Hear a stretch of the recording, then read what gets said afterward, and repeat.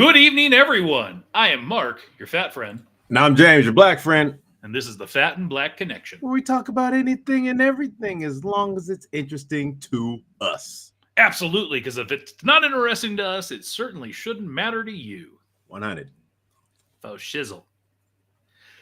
How are you doing? Good, man. It's been another week. Been a busy week for me. I don't know about you. But we are live and interactive. It is July 23rd. Good God, July 23rd. We are less than 2 months to KaboomCon. We are actually 58 days to KaboomCon. It's crazy, bro. We have so much to talk about tonight. So many things about KaboomCon specifically. As a matter of fact, we also even have a special guest with us tonight. They're hanging out over in the green room, waiting in the wings, if you will. So stick around. We're not going to say who it is just yet, but they are there. I'm hoping they can hear us. I can see them, but if you can hear us, I saw a wave, so that gives me faith that they can hear us. So that's good. We were having some technical issues before we went live. So couple things. So I have some things to drink tonight, James, and I think we talked about these before. And it's not even something I'm super interested in, but because we talked about it, I felt like I had to. First up is Hard Mountain Dew. Oh, you never had those? No. I did. Okay, that's not encouraging. The Why? way that I'm just saying you're like, I did, which makes No, I'm saying I had them. I mean, like the regular one, I wasn't a huge fan of. Huh. Mostly tastes like Mountain Dew. Yeah, like I wasn't really a fan of the regular one. And actually, one of the ones that I bought the case, and that had regular, Baja Blast, black cherry, and watermelon in it. And I really like the black cherry, really like the watermelon. Like I said, I didn't really care for the Mountain Dew, but I'm not a huge fan of Baja Blast. But the Baja Blast Hard, there was something about it I really dug. Well, this regular one, it's fine. It makes me more think of like a Smirnoff Ice than anything, honestly. Hey, apparently Smirnoff Ice has kind of come back, bro. And then I do have, once I finish this one, the Baja. So yeah. Anyways, I did something this last week that I hadn't done in quite some time, and I don't have the actual item with me. And I apologize for that because I didn't have time to grab it. We had a meeting just before this and was busy, but I did build this over the last week. So I do have it. I will show it off next week. It was fun. It was a very fun build. Oh, so it's a Marvel logo with some minifigs? Yeah, so it's really cool. As you're building it, there's a contraption on the inside. Mm-hmm. And there's a couple of buttons that you push and the guys pop out. So the logo itself, it just looks like a brick with the Marvel logo. But then when you push these certain buttons, and they're kind of hidden if you don't know they're there, but you push them and boom, out pops, Thor or whatever. Whee! So I thought that was cool. We got Jeff checking in, was in a paper bag in a parking lot. James? Was it in a paper bag? Sorry. What? I don't know. I didn't get to it fast enough. I apologize. And my wife is offering to bring me the logo, so I'm gonna say yes. So you vamp for a moment, and let me grab that. Yeah, man. Be right back. Cool. Yeah. Sorry. My pizza got delivered just before we started, so I was like, I'm not gonna wait. Won't be the first time we've eaten on the show. Anyway, yeah, so this week has been very interesting. New changes at work, things like that. So while we wait for Mark to get this logo,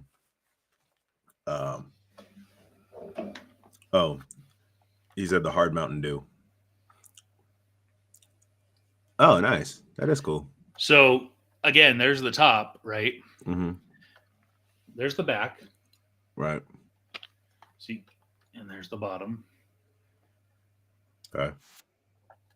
But first and foremost, Iron Man. now this is where it's going to get a little bit messy here.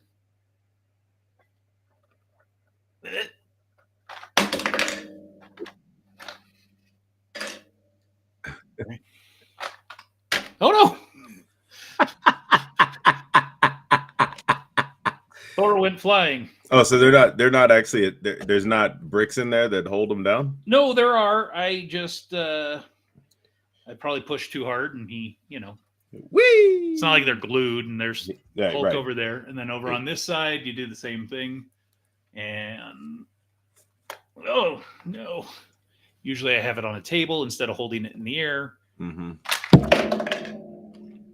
And there's Cap, Black Widow. Oh, No, yeah. Find those pieces. Yeah, well, do that later. Yeah, now I got to find all the pieces. Anyways, there's one of the doors. Oh no! Yeah, I don't know where one of the pieces went. I'll find it. It Whatever. could have just popped up, like instead of like been doors that just kind of pop open, not pop off. No, it's the superhero thing. They always like blow up doors. They don't just walk through them. Right. Come on now. Anyways, so what have you done? Anything interesting and or exciting? Not really. I mean, nothing of real note. Found it. It fell inside. All right. Well, should we just dive on in so we can get to our special guest? You should. All right, so let's dive into some content first. First up, Oak Bridge Season 2 is well underway, 2 episodes in. Another very healthy start to Episode 2.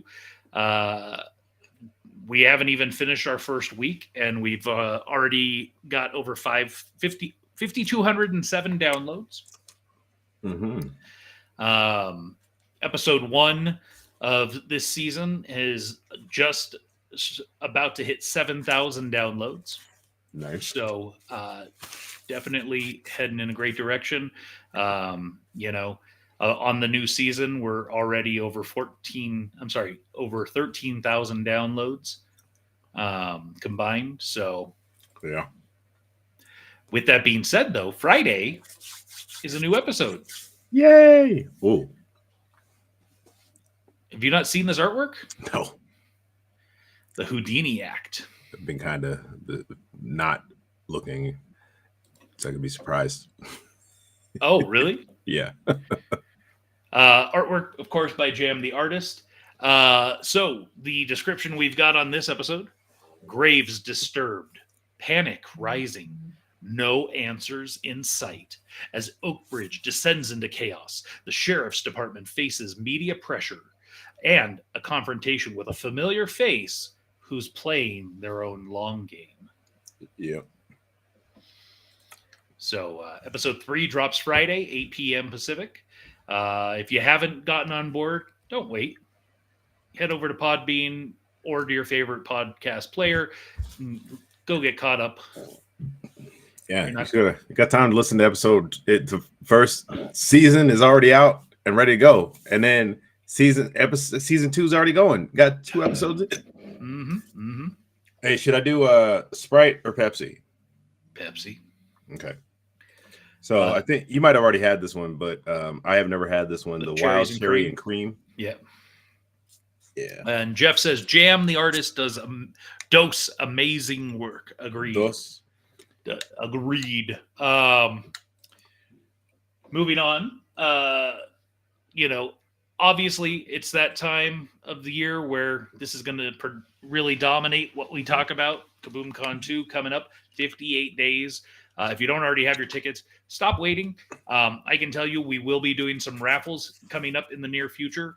And we will be setting some dates that you need to buy by X date, and you'll be included in this raffle. Yeah. And these are for some really amazing, good stuff. Yeah. So I'm not going to give anything more away on that yet. But so I started designing the badges for this year. We're gonna do some traditional badges rather than wristbands for some of the stuff. So this is going to be the special guest badge. And Jeff says, I had an opportunity to sit and watch him work. Both he and Diego are incredible. Agreed. Did you hear that, Lawrence? Man, Jeff, not cool. I'm working on the Dynamite Pass, but this is kind of what it's looking like. Staff badges. Nice. Volunteer badges. Cool. Speaking of Kaboom Con, Ghostbusters 2 movie screening Friday night, 7 p.m. at the community center. There will be a live performance by JD Charisma, as well as a cosplay contest for Ghostbuster 2 costumes. I mean, you can wear whatever you want, but if you really want to compete and you want to have the best chance of winning, it needs to be a Ghostbusters 2 costume. Mm-hmm. Not one, not Frozen Empire, not the ladies' reboot. Afterlife. Yeah. Answer the call. And Jeff says, you make on one for Ethel. Heard should say ambassador. Well, Jimmy's already the ambassador, so I don't know if he'd be okay with that title being given elsewhere. We'll have to have that conversation with him. I'm sure he'll check in here at some point. Pop Culture Kaboom's Jimmy Jones. Mascot. Ghost and Ghouls Masquerade Ball, Saturday night of Kaboom Con, starting 7 p.m., going till 11 p.m. There will be spine-chilling snacks and drinks while listening to some amazing live music. JD Charisma will be performing a set, 30 to 40 minutes. Fast Times Dance Party is going to put on a show.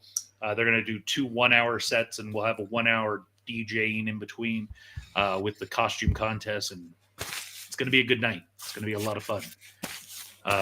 Jeff says Jimmy is the mascot. You know, Jimmy is almost a caricature of himself. They got this artwork for Pop Culture Kaboom done, I guess, while they were at Silver Age by one of the artists, and the drawing that came back of Jimmy, it's like, no, that's what Jimmy actually looks like. That's not a caricature, because he's a character. Let's move into calling some stuff out, announcing some stuff in regards to Kaboom Con. First up, we want to shout out to Big Chicken. Big Chicken has donated some fabulous gift cards, which will be used for Kaboom Con in different forms and fashions. So thank you, Big Chicken, for your support. We appreciate it. As well as the Children's Museum of Northern Nevada. They provided a fantastic package, which we will talk about more in the future. It's a dino pack.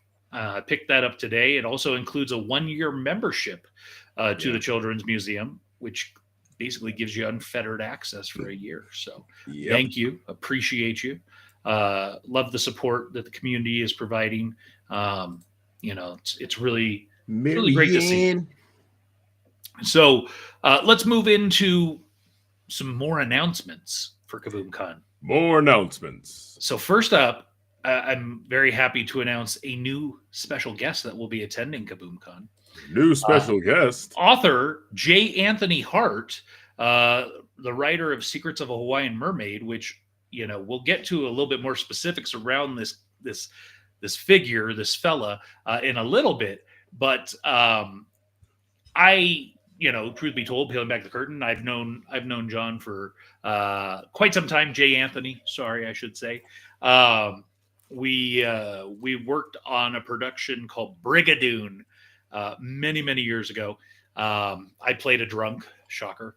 And Jay Anthony was the assistant director or associate director, or I don't know.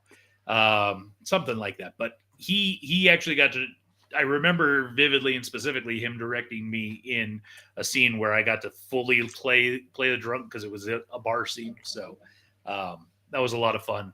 But he's written a fantastic book called Secrets of a Hawaiian Mermaid. And if you haven't been following along at home with 97 and Now Productions announcements, well, then you would know that something was announced, and I'll be reading that press release here shortly. And there might be more on J. Anthony Hart shortly. Next up, I am proud to announce, finally, KaboomCon is going to have its first ever cosplay special guest. Astros here is joining us. She will be judging the cosplay contests, and we're absolutely excited to have her involvement. I mean, these costumes that she makes, they're amazing. These are all done by hand. You know, she competes at a national level. If you were at Silver Age, you probably saw her, but she will be at KaboomCon. Nice. And I've got another one lined up, which hopefully I'll be announcing next week. So nice. We've got some new food beverage vendors. Apuna's Kitchen coming in. The menu here is a sample menu. This may or may not be what they have at KaboomCon, but teriyaki chicken, Kahlua pig and cabbage, poke bowl, Hawaiian tacos, smoked tri-tip. Woo-wee! And going back to Astros here, Jeff says she's super sweet too. So that's always good. Next up is Valley Eats, mobile eatery and catering. Look at that food. Yeah. If only it was served in that skillet on a wood plate. Something tells me that's not how you're going to actually get it. No. Either way, looks good. Especially I actually like Brussels sprouts. There's a lot of people out there that don't so much. But this looks good to me, which is that center item. There was a pulled pork sandwich and a brisket sandwich and some ahi tuna, but man, looks good. New artist vendor, Magnetic Draws, joining the fray. Welcome. They will be in the Artist Alley. And I believe we only have one booth left in the Artist Alley. So it's supposed to be from the Stab. That's awesome. Do you like scary movies? So welcome, Magnetic Draws, to KaboomCon. Super fun face painting is coming to KaboomCon. They will be based in the lobby area. So if you've got a little one, or hey, if you yourself would like some face painting done, or doesn't necessarily just have to be on the face, you know, she does arms, legs, whatever.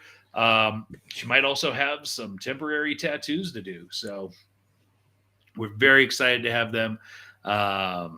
And they do fantastic work. Yo, that Venom looks pretty dope. Right? That looks pretty cool. Right. I'm not a huge fan of face paint, just because even as a kid I wasn't like a huge fan of it, so I never really did it. I think I maybe did it like once, but like, yeah, I've never really been a fan. But yo, that looks pretty dope. Well, you know, maybe you should give it a go again, because who knows, maybe it'll work for you. Nah, probably not. I'm also immensely excited to announce this one. Stickballs. Virginia-based. I'm sorry, they moved. Tennessee-based. Wow. Sticks and Balls Sports Cards is coming to KaboomCon. Wow. All the way from Tennessee. They will be bringing the good stuff. Tennessee. Magic, Pokemon. What's that one in the I believe that's Lorcana. Lorcana? Is that? Yeah, that looks.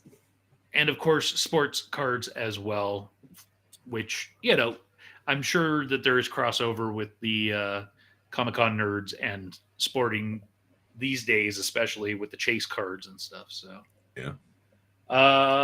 Last thing to talk about tonight before we bring on our special guest. Let's talk about it. 97 to Now Productions press release. 97 to Now Productions greenlights new audio drama series based on Secrets of a Hawaiian Mermaid. What? Reno, Nevada, July 22nd, 2025. That was just yesterday. 97 to Now Productions is thrilled to announce that it has officially greenlit the development of a brand new original audio drama series based on the book Secrets of a Hawaiian Mermaid by acclaimed author J. Anthony Hart. This captivating tale of myth, mystery, and magic set against the backdrop of the Hawaiian Islands will be brought to life in an immersive audio format under the creative direction of the author himself, who is penning the adaptation. Currently in early development, the series promises to explore the deep secrets of the ocean, the struggles of identity, and the hidden truths lurking beneath the waves. With Hart's evocative storytelling and 97 Now's growing reputation for producing high-quality cinematic audio dramas, Secrets of a Hawaiian Mermaid is poised to become a landmark project in the world of audio fiction. Additional announcements, including casting news, release timelines, and exclusive behind-the-scenes content, will be revealed during KaboomCon 2025, taking place September 19th to 21st at the Carson City Community Center. Fans of audio storytelling and fantasy adventures alike won't want to miss what's coming. Nah. Hey, James, are you tired of streaming to zero? Let's change that. With that being said, with all of that excitement, if you will, around announcing, I'm excited to bring on our special guest. Bring him on. Joining us this evening is that author, none other, Mr. J. Anthony Hart. Welcome. Aloha. How are you? Doing fine. Thank you for having me on. Fine, just fine? Just fine. Fine. Very fine. Extremely fine. There you go. I like that. Well, we're excited to have you here. We were having, before we went live, there were some technical issues, and I don't know if you could hear us, but we can hear you. You can hear us, so it seems to be working now. So that's good news. So, first and foremost, welcome. This is your first time on Fat and Black Connection. I mentioned I've known you for quite some time, but tell the people who you are that are watching, because most of them probably don't know you. Oh, sure. Put me on the spot with an easy question. Sure. Yeah, my name's professionally, I'm J. Anthony Hart. I go by John. I don't use John Hart because there's already a John Hart out there who's a writer, and I don't want to be confused with that imposter. Thanks, James. So I've been writing for most of my life, and I'm a big, I think maybe as you can tell from the shirt, I'm very passionate about Hawaii, particularly the town of Lahaina, which even now, as it's rebuilding from the fire from 3 years ago, is my spiritual home. It's one of those places I went there and it just grabbed my soul and did not let go. Yeah. And when I was coming up with this story, the first decision was it has to be on Maui. It has to be Lahaina. When the fire hit, there was about a period of 2 weeks because I was still working on it. It was like, do I really want to keep going? And it's actually my mom who said, yeah, keep going. And I pushed through and passed it on to Mark and James, and they were like, we'll give it a try. Yeah, I think we were, I think that's exactly how we. Yeah, we both did. Give it a try. Yeah, I mean, there's content. Let's just throw it out there. Yeah, let's throw it against the wall. We're like Netflix. Let's just take everything we can and see what sticks. Who knew Squid Games was going to be huge?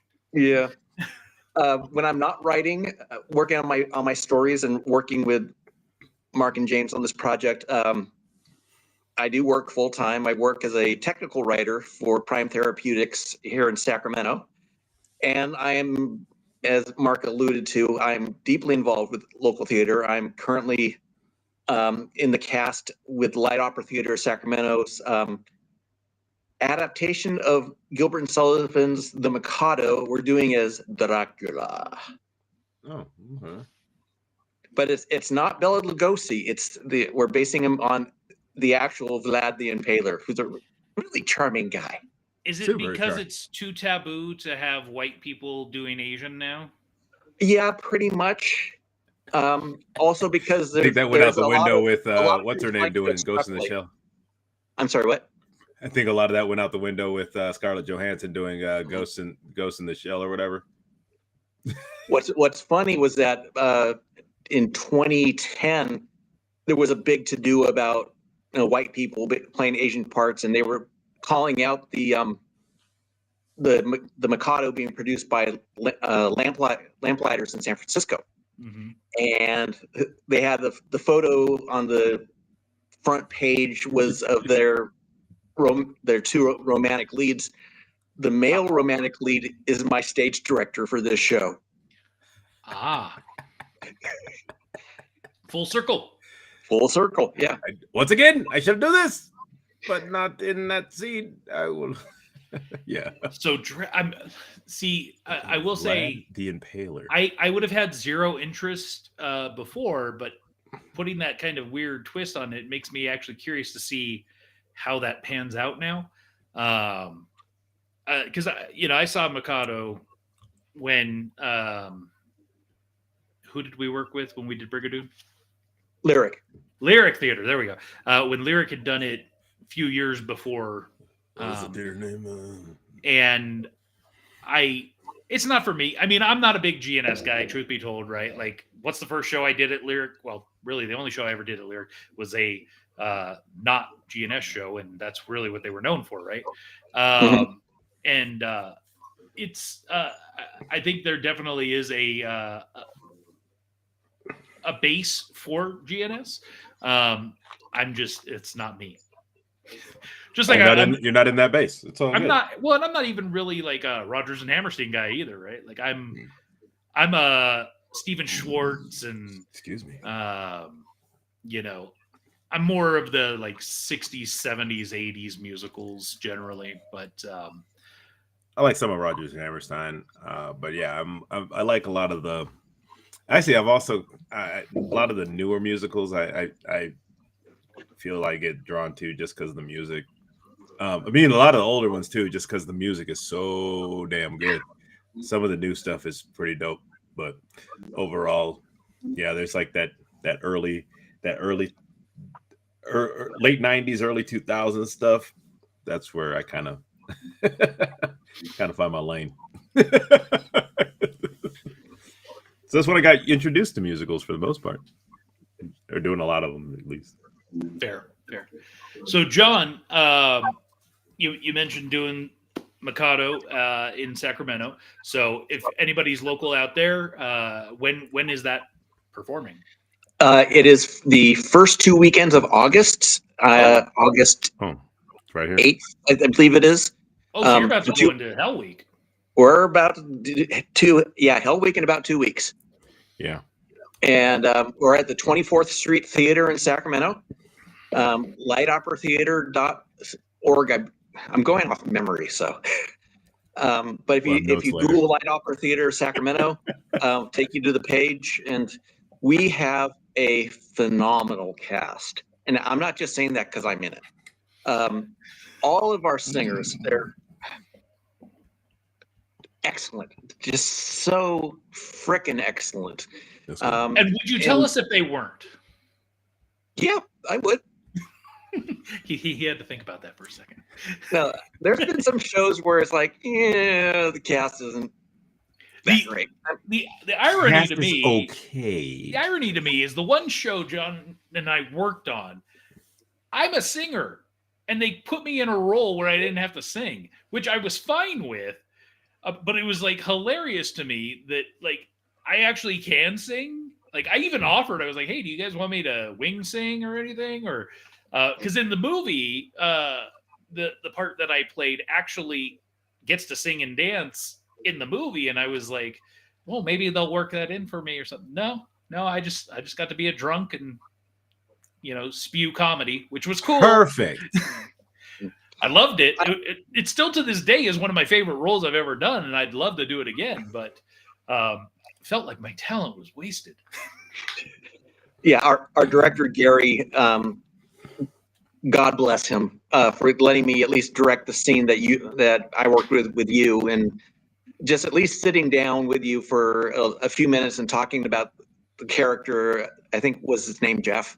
Mm-hmm. And just saying that, okay, because the first question I asked before we started blocking, I said, "How drunk can you get?" And you went full, and that's where we talked about this character is probably a functional alcoholic because he's drinking throughout the whole show. Mm-hmm. But when they finally returned to New York, and after all the events in Scotland, he's hit the sauce big time. So did you know that I was actually drinking on stage? I've heard. I did. Because I was Only also on 'cause the you board told at me. the time. Yeah. Well, you guys had that apple juice or whatever for me, but I was like, I can do this. I've done it before. And I think I did it well. Method acting. You did a great job. And it was fun. I mean, I'd never directed a scene before in theater, and it was a jolly good time. Oh, yeah, So we were doing. James was my assistant director on West Side Story, where Gary Stanford Jr. was my choreographer. And so, it's really interesting, like these full circle moments, right? Because we haven't worked together since that was 2012, I believe. Jesus. I would think so, yeah. 2012, it had to be 2012 or early 2013. So well over a decade. Yeah, because I was still at Red Robin, and we were doing line. I was helping you with lines. Yeah, we were living together at the time. Yeah. So it's just crazy because here we are 12, 13 years later, and truth be told, the only thing we ever really did after that, I was going to do a show with you, which you were stage directing, and I screwed you. I bowed out, and I've always felt bad about that. So that's why we're doing your book now. Okay. It all makes sense. Wait, that's the reason why. Yeah. Well, and it's good, and I think we've got something here. It is, but I do feel like I owe you one. So. But you had said that the Mikado that you saw was the one right before you did Brigadoon. I was in that Mikado. Oh. If you remember, there were two characters who were in kabuki makeup. Mm-hmm. I was one of the ones in kabuki makeup. And you're probably going, nope, don't remember. I mean, I remember certainly there being people in kabuki makeup, but I couldn't tell you anything more specific than that. I went because a girl I was talking to at the time wanted to go. Again, GNS is not my thing, but I was like, okay, I'll go. And thank God that didn't end up working out because it wasn't who my now wife is. But if I hadn't gone and seen that show, I wouldn't have found out, because I had never even heard a lyric before then. So at least because of that, it helped lead me towards Brigadoon eventually. So, which has led us to here now 12, 13 years later. So everything has a way of working out. Everything has a way. And yeah, I have to admit that I was pretty crushed when you had to bow out of Mount Banks. But, I understood, and I cried plenty of tears in my pillow going, my big comic person is gone. But it worked out. It did. I think it was. I remember. I saw it. Where did I see it? Because I saw. Was there a recording of it? Because I didn't go see it in person. No, we didn't post any recordings. I think somebody did, because I've seen stuff from it. Gary was in that.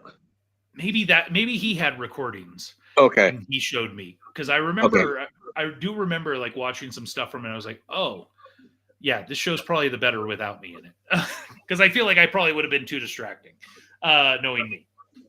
I'm an overactor. It's Gilbert and Sullivan. There's no such thing as overacting.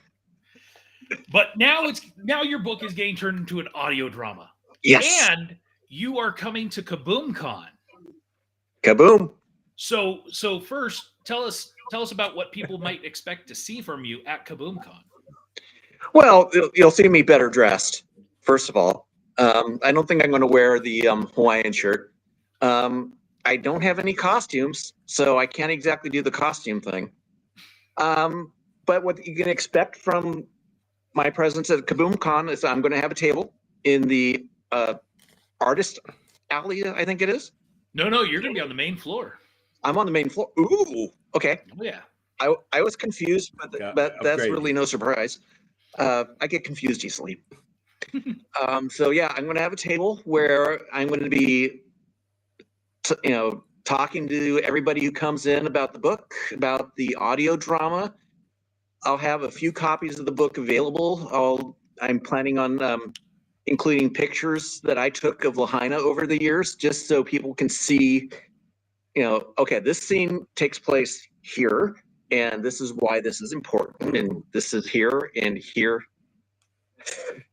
Live the gimmick, bro. Wear Hawaiian shirts.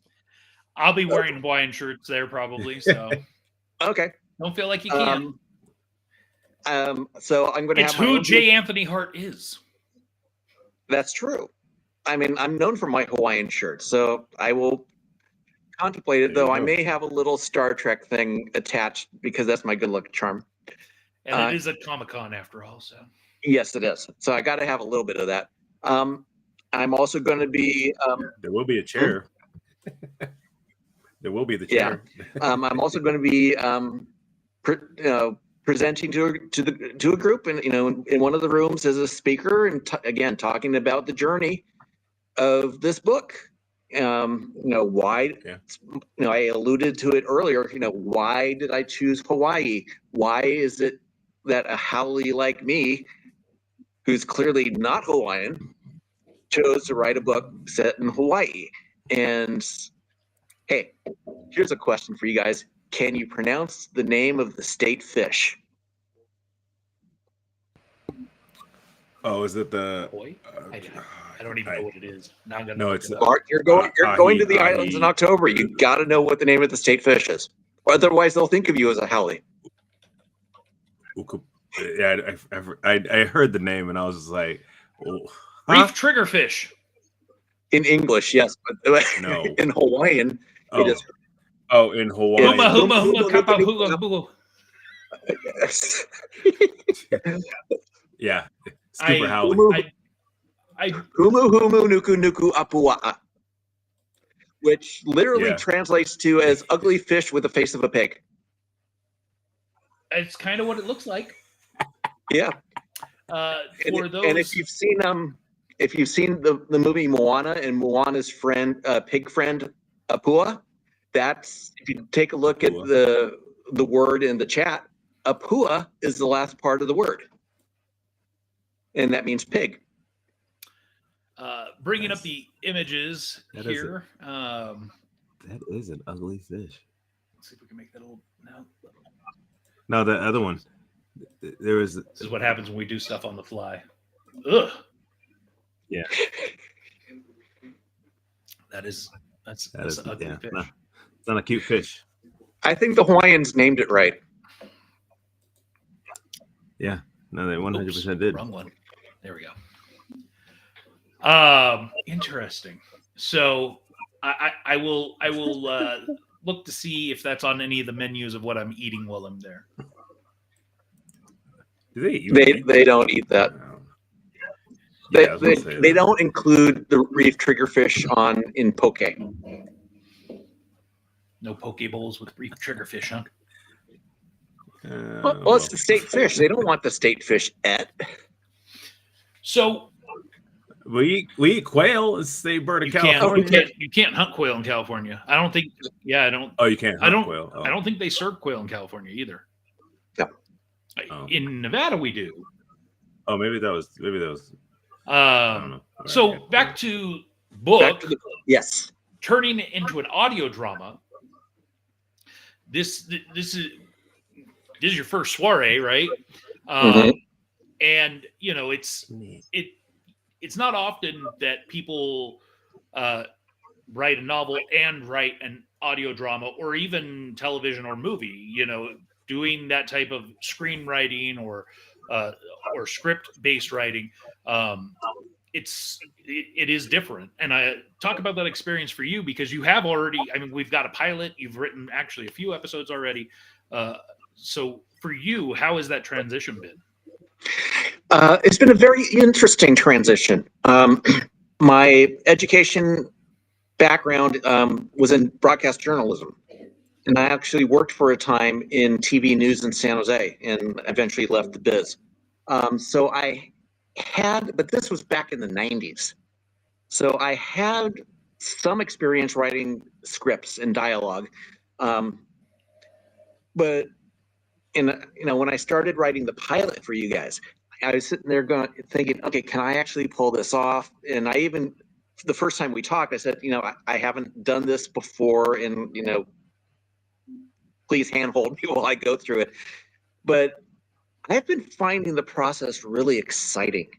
I self-published the book on Amazon, and which means that I didn't have an opportunity to have an editor who could take a look at and work with me and say, let's make this better. I spent conservatively 10 years working on this project. Maybe the last 3 or 4 physically writing the prose. But I didn't have anybody to say, this works, this didn't work. But as I'm writing these scripts, I'm seeing the characters develop better than I imagined. I'm seeing the scenes blossom. Scenes that I cut out of the book that weren't working in the book suddenly do work. And I've added some new characters that aren't in the book. I've added some character subplots that aren't in the book, but it's an exciting process and the challenge is, it all has to be in the ear. It's all sound, and trying to get out of my head of being, watching film and TV, just take the eyes out of the whole process and just focus on the ears. Say, okay, what sound effect are we going to hear here? What is the mood of a music sting that we're going to have here? And I'm enjoying it, I think I'm going to enjoy writing the entire series. And I might actually get a little bummed when I finally hit submit and you guys say, great, got all the scripts, they're great, we're going to do it. And it's like, now what? But we'll get there when we get there. Then you write the sequel. I do have at least 2 sequels in mind. So, see, there's more, and that's where it's interesting. So, peeling back the curtain for the audience, we, the 3 of us, had a meeting tonight before this show to kind of start talking through next steps of what needs to happen, and the logistics and the sausage grinder, right? Nobody cares about that crap, but it's a reality, for the end users. You guys just get to listen to audio gold by 97 and Now Productions, but what gets to there is the hard work. And so, John right now is going through that process of crafting scripts, taking a novel and turning it into, right now, what we're envisioning is approximately a total of around 22 episodes, which we're looking at probably splitting that up into 2 seasons. So approximately 2 11-episode seasons. And so John has the unfortunate task to write those first 11 episodes, because he doesn't have to write all 22 at once, but definitely we need to have season 1 done so we can really go into some true production, get to casting and everything. But I would expect that by the time we get to KaboomCon, we'll have some big announcements to make. And what's really nice is that, I'm not beholden to my actual original manuscript. I'm not just sitting there saying, okay, yeah, I had this line of dialogue and this flow and this process. It's that, the key word is an adaptation. And whether I do the adaptation or somebody else does the adaptation, it's still the same story that I wrote, but Yeah. because it's a different medium, it's. And I think I think it's almost better that way too, because most of the time when they adapt a book or whatever, they say like the writer of said book is not normally even involved in some cases. I think the only one I think Rowling was involved with Harry Potter, and that was, but like any other book that I've seen, a movie adaptation, it's like they're usually there just as an advisory. Yeah, like Dan Brown, all of his. He's there, and he's not even there on set all the time, but they will say, hey, we're thinking of doing this because maybe it deviates or something. But it's more of a, we're going to do this, we just want to let you know. Where that's not how we operate. I mean, I told you today, I said, if there were things that you cut because you were like, I need to slim it down, you don't have to do that here. I said, our goal with an episode is not a certain amount of pages or a certain amount of minutes. Our goal is to tell the story. Right. And, that is not something, one of the things that some people we've worked with in the past have said is, unfortunately, we spoil people. And I mean, there is a certain degree of truth to that, because it's not about us. One of the mission statement of 97 Now Productions is to provide people an opportunity to do things they might not otherwise have.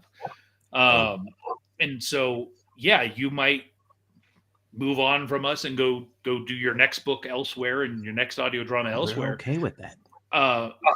But it'll probably be a different experience.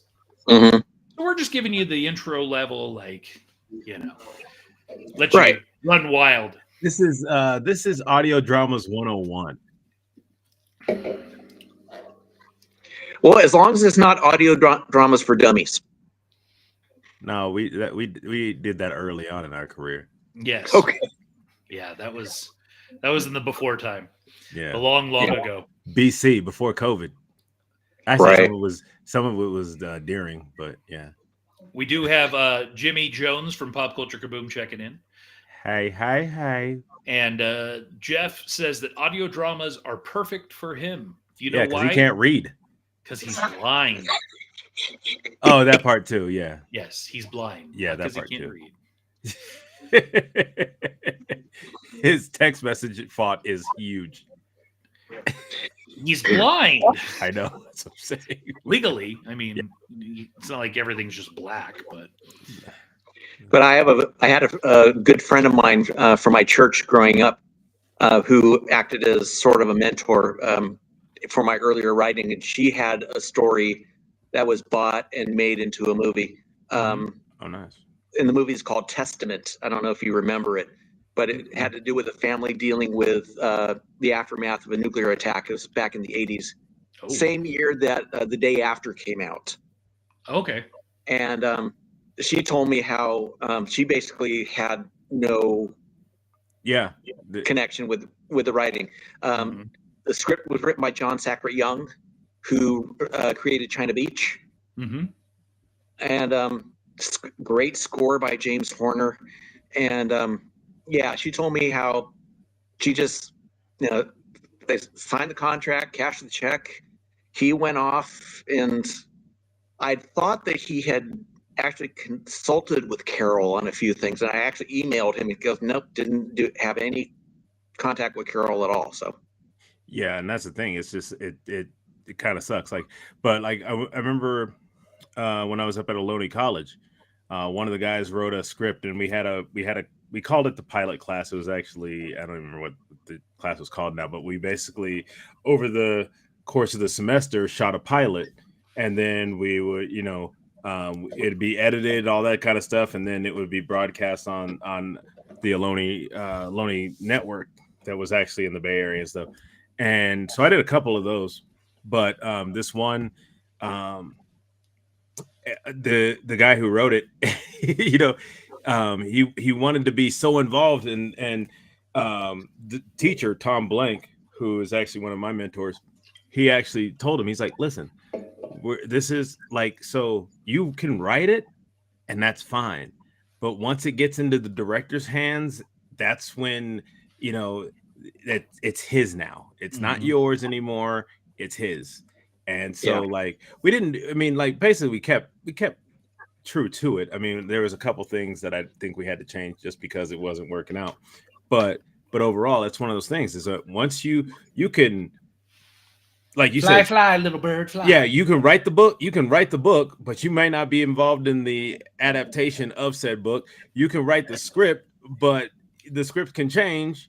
Right. You know, and you didn't have any say in how it changed or whatever. So I know a lot of writers, they, you know, probably even those who write algebra textbooks have dreams of a movie deal, but like you pointed out, you know, it's giving up the baby for adoption. Movie form? No, thank you. No, I can tell you, we here at 97 Now Productions, we've got the audio dramas, we've got the events, but we also have Icy Sound Comics. And, you know, one of the comics that is coming in the near future, you know, there's already immense interest around. And the reality is we're not interested in selling until the story is done, because the story is more important than, you know, frankly, making money. Money's nice, but you know, there are times where you will sell your story and you may someday down the road sell the movie rights to your movie, and it just never gets made. And you can't do anything about it because you've already sold it. You can't sell it to somebody else. That's right. Yeah. I didn't even until it's out of turnaround, right? Yeah. Yeah, because they'll just sit on it. And that's one of our big fears with one of these comics is that we think a company may want to buy it just to kill it. And that's not going to work for us. It's more important to tell the story. Mm-hmm. Story is paramount. No pun intended. You know, it's, if there's no story, there's nothing there. And yeah. So for you, you know, you're going through the emotions, right? Because I'm seeing your postings and you're excited for this. So for you, looking at the next, I would say 6 months realistically, before we get to true, like probably recording sessions, maybe less, but I would say we're a few months out. What are you most looking forward to in the process as we progress? So between the writing, the pre-production, the auditions, the recording sessions, the post-production, for you, is there one thing? What are you looking forward to? I'm looking forward to the auditions. I'm looking forward to hearing, to again getting rid of the eyes, not literally, but and just hearing how these performers interpret the characters, because I've lived with these characters for a decade. And for instance, I have a character by the name of Uncle Posey. I'm not going to give any details on him, but I actually pictured him as Henry Winkler, and not as the Fonz, but actually as Henry Winkler, because I had the honor of seeing Henry Winkler perform at a local college, and I thought, yeah, that's Uncle Posey. And so with somebody like that, I want to hear each actor's interpretation of that character, and that, and just thinking, okay, that works.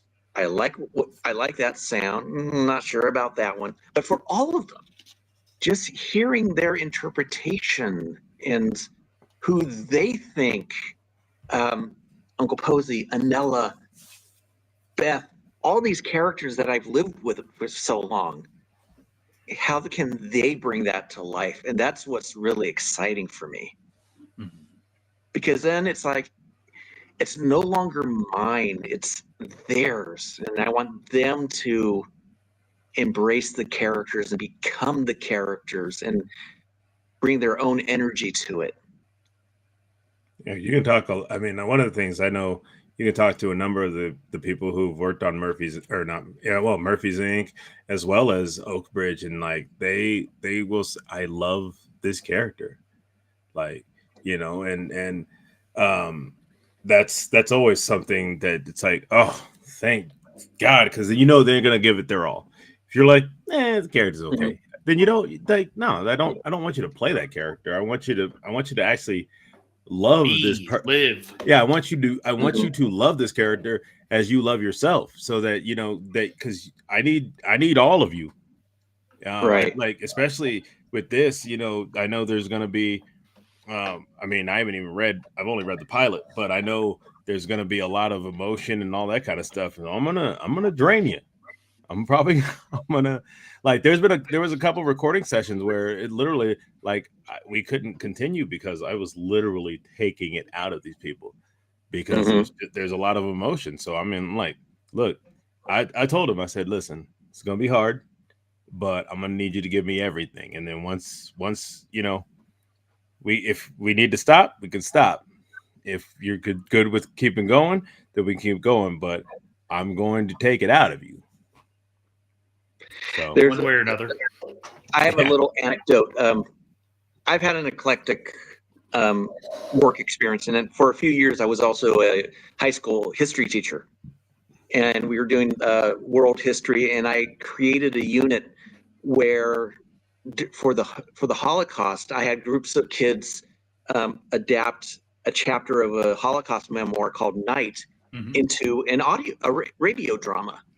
And I had said at the beginning of this unit that most stage actors who've done voice work, like Tom Hanks and all the others in doing Pixar, have said that it's the hardest thing that they will ever do, that they've ever done.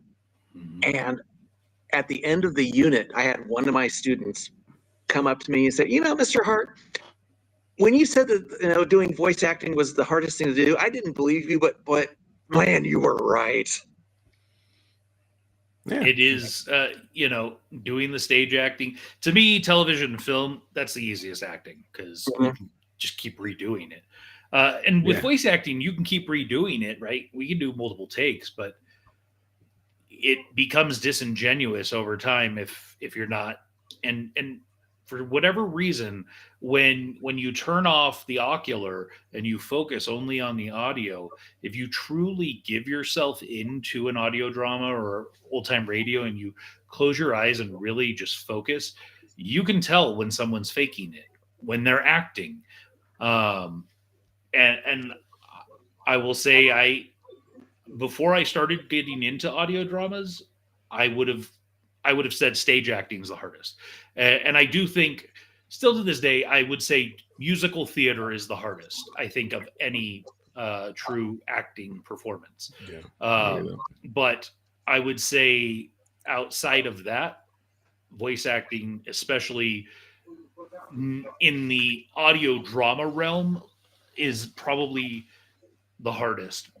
Voice acting for like anime, no offense, I think is not anywhere close to as hard because you're not having to necessarily bring out true gritty emotion, where a lot of the stuff we do, you do.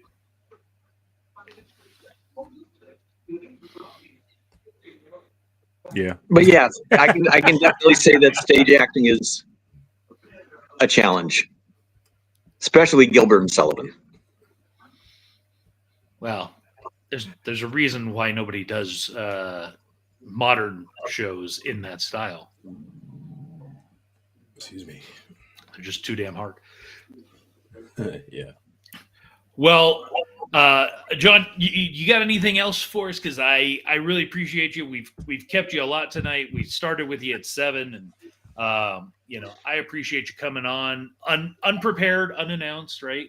But we're excited to be working with you. We're happy to have you here, and I'm very interested to see how this progresses, and I think it's going to be a very different experience for me and for James than some of the things we've dealt with Murphy's, and because really we've got one writer here, right? It'll be truly we have one source material here. So it's very much going to be a different experience as a whole for 97 and Now Productions.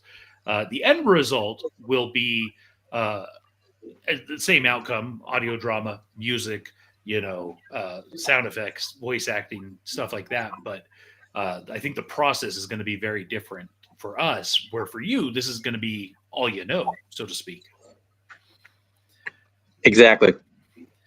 But I'm not aiming for a gold standard here. I'm aiming for a platinum standard. At least you didn't say palladium. That's more expensive. Or Kyber. Well, that's not real. So says you. It is fictional. It is fictional. Dilithium. We had that. We go long distances very quickly. Well, I appreciate you being here. I appreciate you joining us. I'm very interested to see how this progresses. I look forward to seeing you again in person at KaboomCon, and hearing how things are progressing at that point as well.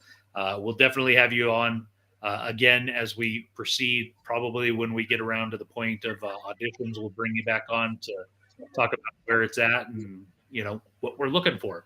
Right.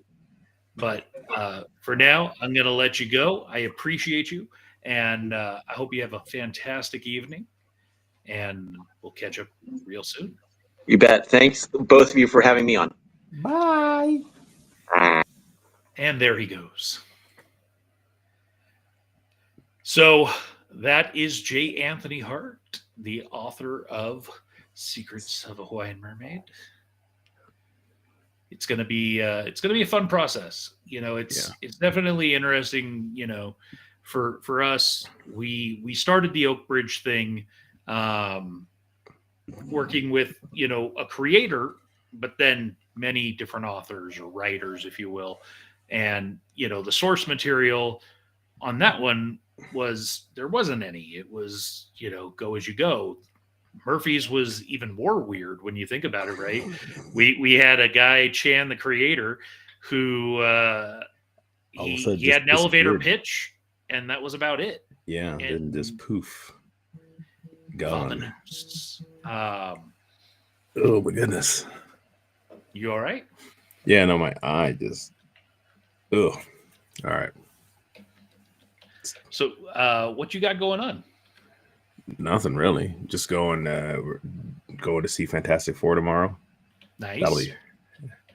I don't have to, but I called the AMC theater over here and I was like, "Hey, I need to know, do you have these tubs?" And they were like, "Yes, but we're not doing it until Thursday." And I was like, "Oh." And they said it's a first come, first serve. It's like limited number. And I was like, "Oh, okay." So, but you don't have to buy a ticket. You can just So I'm gonna go over there tomorrow morning and pick up two. Huh? You're gonna get two. I'm not paying that much for two. Bro, come on. Thought you were gonna go get one. I don't have one up here. You don't have AMC? No. Oh, then I guess I'll be trying to get two. You're talking about Herbie, right? Yeah. Yeah, you got to give me one. Oh, I didn't realize they didn't have AMC out there. Yeah. Just Century and Galaxy? Yeah. Interesting. So you don't have any IMAX out there, huh? No, we do at the Galaxy in Sparks. Oh, okay. Yeah. Is it true IMAX or is it like fake IMAX? No, it's true IMAX. Okay. It's one screen, but yeah, no, I've seen a lot of I remember. I'm surprised you never went to it while you were up here. No, I went to. I mean, there was the one that was. I went to a number of movies at the one in Pleasanton. Oh at the Regal out there. That was a Regal. Dublin. Right. Oh yeah, Dublin.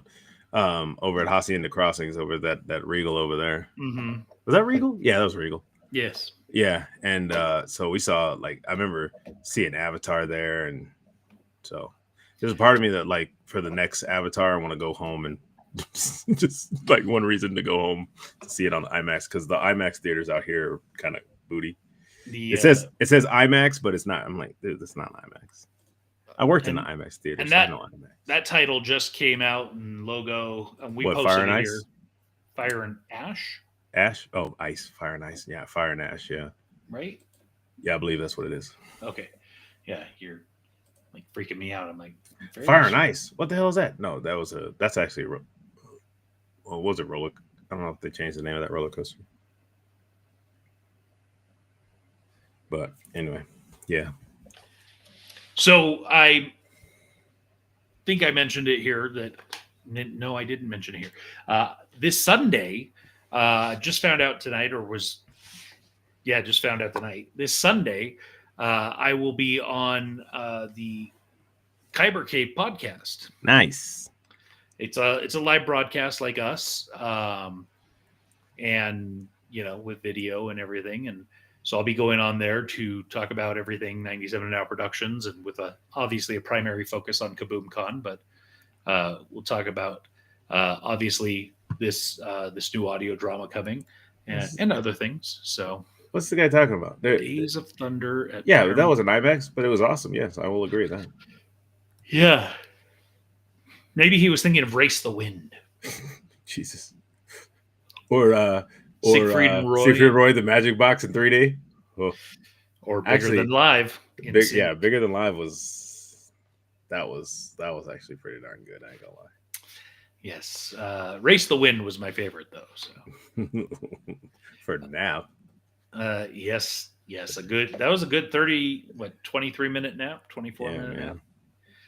So I was actually talking with somebody. So for those of you, I don't know that we've ever talked about it here, but James and I both used to work at an amusement park, Paramount's Great America in Santa Clara, California. It's not Paramount's anymore, but no, now it's owned by it's California's Great America. Yeah, but it's owned by the Knott's Company. Yeah, so they got Peanuts characters running around. They're shutting it down. But we worked there in the early 2000s. 2000s, yeah. And we primarily worked in the IMAX theater until I broke it. And the first we were theater attendants, and you were always a theater attendant. Did you ever get to supervise? I can't remember. I was I managed one, or I was supervisor over one of the shows. Yeah. Yeah. Cause I eventually became a technician and ran the IMAX theater, but I into the ground. Hey, you know what? They didn't tell me the ball bearings had started falling out. That's true. They didn't. So it's not totally your fault. No, it's not my fault at all. Not totally. I was just the last person to run. Yeah. If I had known, I would have said, should we be doing this? Maybe. I don't know. At the time, I probably would have just shown up and done my job. Yeah. Right. If they said, go turn it on, I would have done it. But, while I was the last person to run that IMAX theater and that projection system, I don't know. Has it ever gotten back up? Mm-mm. No, they didn't pay for it again. They actually came in, sliced the screen. Apparently, actually, one of that Gold Striker roller coaster, the line is basically it's just the theater is covered in vines now. Like the earth is taking it back. So the theater's still there. There's still, at least the last time I was there, the theater was still there, but the railing is crazy. All the railing is gone. I think they took the stairs away basically to get up to. I can't remember. It was been a long time, but I remember when I went there when I was with Events and Adventures, and we went to Great America one day, and Gold Striker was the new, it's a great wood roller coaster, but it's at the front of the park, and I was like, where did they put that? And then all of a sudden I was like, holy smokes, it's right here. I used to work in that theater. See, that's crazy to me because that job, when you think about what we did in that theater, was one of the easiest jobs, if not the easiest job I ever had. Yeah. Especially as a theater attendant. Oh yeah. You all you had to do was show up on time, Yeah. walk over to the theater, open up the doors, let people in, Close the flash a doors. light to let them out if they needed, make an Yeah. announcement, and there was only a show 5 times in a day And over an 8-9 hour period, right? yeah. And the rest of the time you're pretty much just hanging out. Yeah. I mean, while the movie's running, we were pretty much just hanging out, just chilling. And then when the movie was done, we were, we'd be out, we'd kind of do a little bit of cleanup and then hang out until the next show. Like that was, sometimes we'd be out there calling people in like, hey, come see Race to Win. And actually, when we found those ponchos, it was that was a wrap, bro. We found there was just random ponchos, and so we would like put them on before the movie and do the announcement in those, and we'd like wear them outside to like. Or when we found the costumes from Beverly Hills Cop. Yeah, but we never actually, man, we were always trying to think of ways to sneak those out of there. I can't believe that those were there. Yeah, like I was like, huh? Why would these still be here? I was just kind of like, I was like, why do they not have these running around? Like, that'd be dope. The only thing I think is that Paramount didn't own the rights, and so they couldn't. I thought they put out Beverly Hills Cop. Paramount? Yeah. I don't remember. Seems like a Fox film. Let's see. It could be. But his name was Axel. Oh, they made the character Axel Fox, which was the. Let's see who produced Beverly Hills Cop. That was. Oh, not produced. What movie studio? Studio. What studio? Beverly Hills Cop. Oh, that was Paramount. Yeah, that's what. Yeah, so I mean, yeah, I don't know why they wouldn't have used those. Maybe because it maybe like the relevance of it was kind of gone. Yeah, I mean, the first film came out in '84. No, I'm talking about this. But the last that film that was specifically shot at the park. No, that was 3. Was that 3? Are you sure? I think so. I believe it was 3. Let's see. Now I've got a Beverly Hills.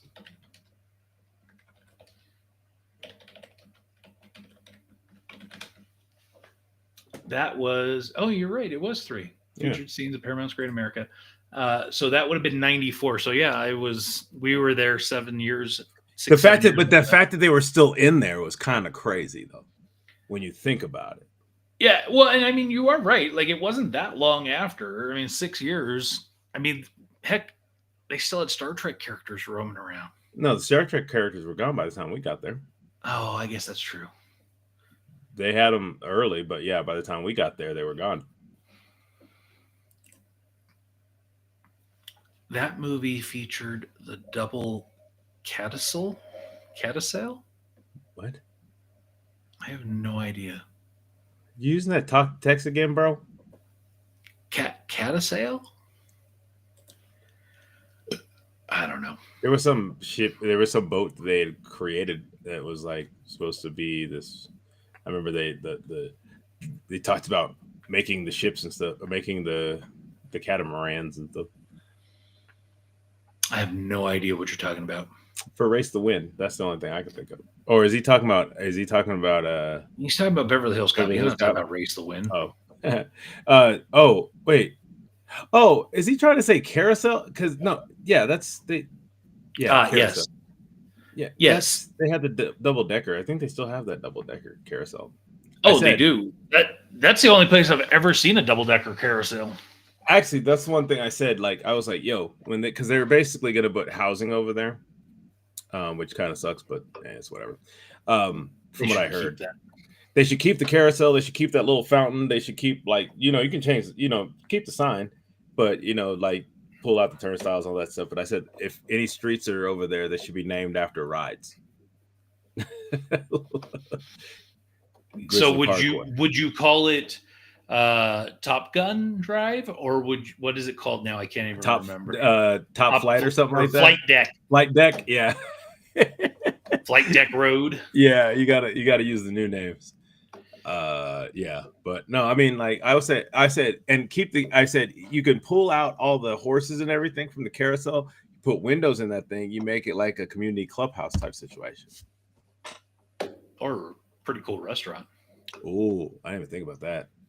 Yeah, that'd be dope.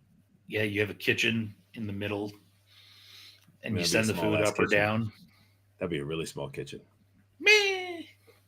And it should spin Yeah, like at the top of the. Well, I was thinking the restaurant at the top of the Space Needle, Seattle. But yes, there was like food up there, I remember, but I don't remember a restaurant. yeah, there was a little I restaurant. remember. I remember With I remember seating. the bar and stuff. I don't remember the restaurant. Yeah, the Stratosphere has a whole restaurant situation.